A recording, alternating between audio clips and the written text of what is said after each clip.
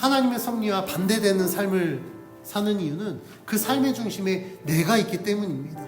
하나님이 내 삶의 중심에 있으면 하나님의 섭리를 우리가 여쭤보고 하나님이 나에게 원하신 것이 무엇인지 기도해서 알아갈 겁니다.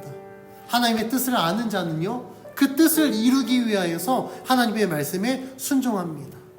그런데 내가 삶의 중심에 있으면 우리들의 선택의 기준은 내가 됩니다. 그리고 사탄은 끊임없이 우리를 그렇게 유혹합니다. 말씀을 듣고 묵상하고 은혜를 받아서 내가 하나님의 뜻대로 살겠습니다 결단합니다.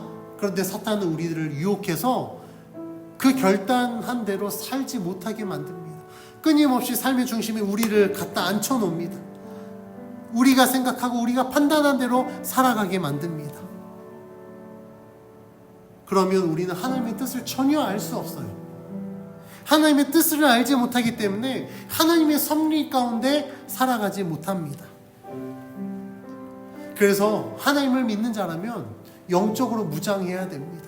우리들의 삶 속에 하나님의 섭리가 어떻게 이루어지는지, 하나님의 그 섭리를 이루어 가기 위하여서 나를 어떻게 사용하실지 알기 위해선 우리가 영적으로 무장해야 됩니다. 하나님의 지혜로 깨달아야 됩니다. 믿음으로 사탄의 모든 유혹과 시험을 이겨내야 됩니다.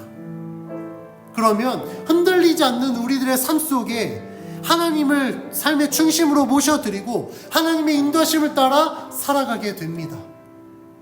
이러한 삶 속에서 하나님은 하나님의 뜻을 이루어 가실 것이고 하나님의 그 온전한 섭리 가운데 우리를 사용하여 주셔서 온전한 믿음의 성도로 거듭나게 하실 줄 믿습니다.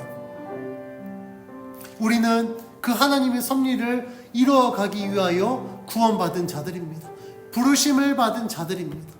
그래서 우리가 온전한 믿음을 가지고 이 하나님의 섭리를 이루어가는 삶을 살아가야 될 줄 믿습니다.